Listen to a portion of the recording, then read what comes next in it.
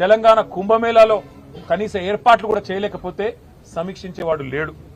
ఎక్కడున్నారయ్యా ముఖ్యమంత్రి గారంటే గాలి మాటలు తిరుగుతూ, గాలి మాటలు మాట్లాడుతూ, గాలి తిరుగుడు తిరుగుతా ఉన్నారు.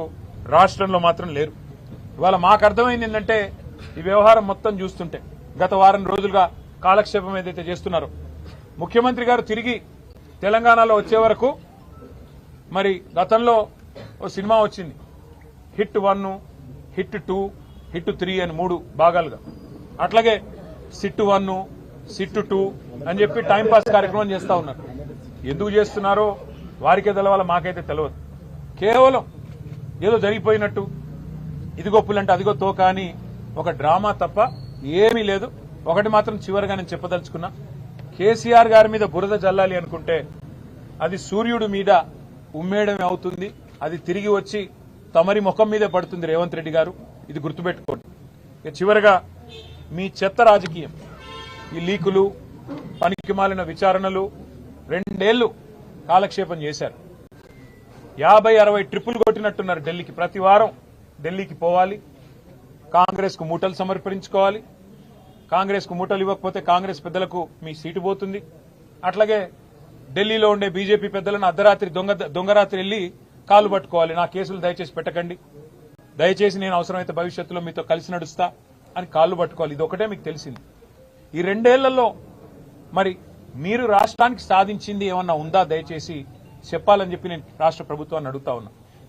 బుద్ధి తెచ్చుకొని ఇప్పుడు అన్ని ట్రై చేశారు మీరు. కాళేశ్వరం అన్నారు, స్కామ్ అన్నారు. 93,000 కోట్లు ఖర్చు అయిన దానిలో 1,00,000 కోట్ల స్కామ్ అన్నారు. అట్లాగే ఫార్ములా ఈ కుంభకోణం అన్నారు, ఏదో జరిగిందన్నారు. విద్యుత్ విషయంలో ఏదో రిటైర్డ్ జడ్జి గారు, సుప్రీంకోర్టు జడ్జి మదన్ లోకూర్ గారు నేసి ఏదో సాధిస్తామన్నారు. మరి ఇప్పుడు ట్యాపింగ్ అంటూ 2 ఏళ్లుగా టైంపాస్ చేస్తున్నారు. ఒక్కొక్కటిగా ప్రజలకు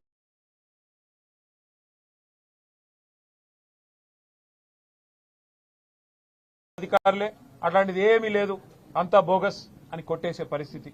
ఇది కూడా అదే పద్ధతుల్లో మరి ఫైనల్ స్టేజ్కి వచ్చింది. కాబట్టి నేను రాష్ట్ర ప్రభుత్వానికి ఒక ప్రతిపక్ష నాయకుడిగా, బాధ్యత గల ప్రతిపక్ష శాసనసభ్యుడిగా ఒక సూచన చేస్తా ఉన్నా. ఇకనైనా మీరు ఈ అటెన్షన్ డైవర్షన్ గేమ్లు ఆపేసి ఇప్పుడు బడ్జెట్ ప్రవేశపెట్టే టైం వచ్చింది. ఇది మీకు 3వ బడ్జెట్. దీని తర్వాత మీకు మిగిలేదు ఒకటే బడ్జెట్.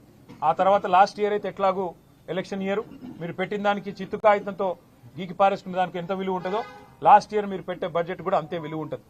కాబట్టి ఈ 2 బడ్జెట్లు ఏవైతే మీ చేతుల్లో ఉన్నాయో అందులో ఇప్పుడు పెట్టబోయే బడ్జెట్ ఫిబ్రవరిలో పెడతారో, మార్చిలో పెడతారో రాష్ట్ర బడ్జెట్. ప్రజలు మీ వైపు చూస్తున్నారు.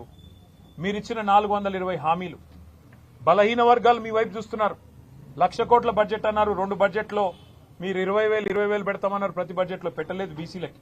మరి ఈ బడ్జెట్లోనన్నా గత బడ్జెట్లు ఇది కలిపి ఒక 35,000 కోట్లు పెడతారా అని చెప్పి రాష్ట్రంలోని బీసీలందరూ చూస్తా ఉన్నారు. 42% వాటా ఇస్తాం ప్రభుత్వ కాంట్రాక్టులు అన్నారు. మరి పొంగులేటి శ్రీనివాసరెడ్డికి వస్తున్నాయి కాంట్రాక్టులు తప్ప ఈ రాష్ట్రంలో ఏ బలహీన వర్గ సోదరుడికి రావడం లేదు.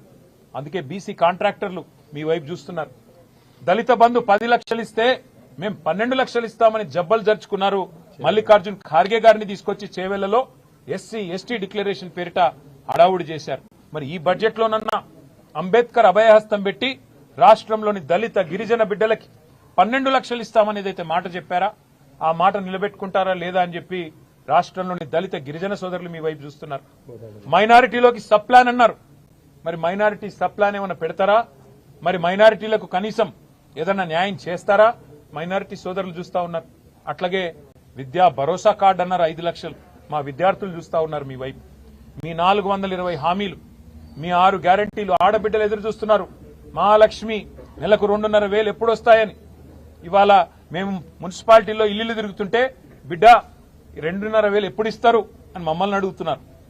అబద్దాలు చెప్పింది మీరు, అడుగుతున్నది మమ్మల్ని. ఇది ఈరోజు రాష్ట్రంలోని పరిస్థితి.